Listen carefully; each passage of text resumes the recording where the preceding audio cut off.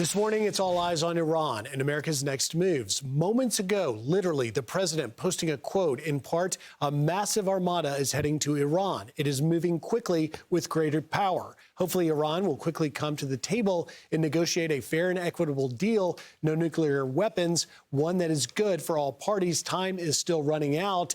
This comes as just hours before Secretary of State Marco Rubio is set to testify before the Senate Foreign Relations Committee about the administration's military actions in Venezuela, as doubts are being raised about Venezuela's acting president, Delcy Rodriguez's cooperation with the U.S. Reuters reporting, quote, it was not clear if she is fully on board with the U.S. strategy in her country. In a speech on Sunday, Rodriguez said she has had enough of U.S. intervention. Still, U.S. officials have also held positive calls with her in recent days. Here to discuss it, Pennsylvania Senator and member of the Foreign Relations Committee in the Energy and Natural Resources Committee, Dave McCormick. Senator, thank you for being here today. Good morning. Obviously, we're just getting this breaking news about this, as President Trump calls it, an armada moving towards Iran, and talking about the fact that in his tweet, he says that he wanted to come to a deal the last time. Then you got Operation Midnight Hammer.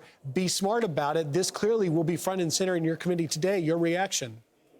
Well, I think we're in an extraordinary moment. I think what's happening is that the Iranian regime is showing itself to be bankrupt. We have these enormous protests.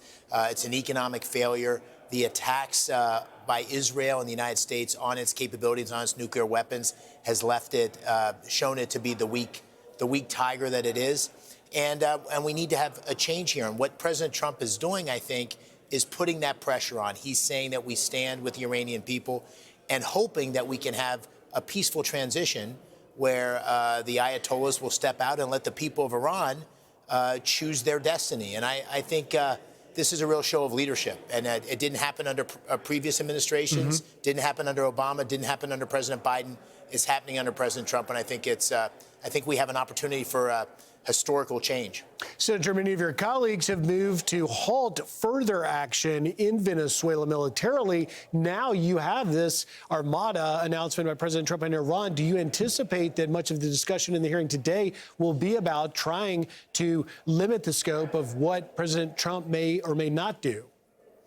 Well, first, I think what President Trump does time and again is maintain a lot of open options, and that allows him lots of different ways to proceed. So I don't presume what's going to happen with Iran. But in the case of Venezuela, and we had an extraordinary military success, we are now poised to accomplish the goals the president laid out, which is stop Venezuela from being a transshipment hub, stop it from being a safe haven for countries like Iran, open up the oil industry. This accounts for 17% of global oil reserves, and put Venezuela on a path to democracy.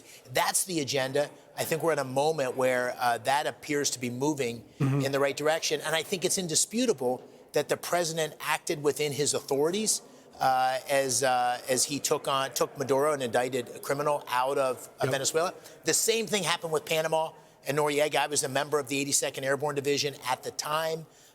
This was an operation very similar to that, and Democrats applauded it at the time. I think this is mostly opposition to President Trump, not good thinking on the War Powers Resolution. And Senator, I just have 30 seconds here, but I do want to get your read on whether or not Delcy Rodriguez is being fully cooperative or not. You know, we'll find out a lot more today in the hearing. My guess is she is being cooperative. We have so much leverage based on the way the president's done it. She's probably trying to deal with her domestic politics. But that will be one of the questions we ask Secretary Rubio, and I'm sure we'll get good, clean answers. All right, Senator Dave McCormick, we shall be watching. Thank you for your time. Thank you.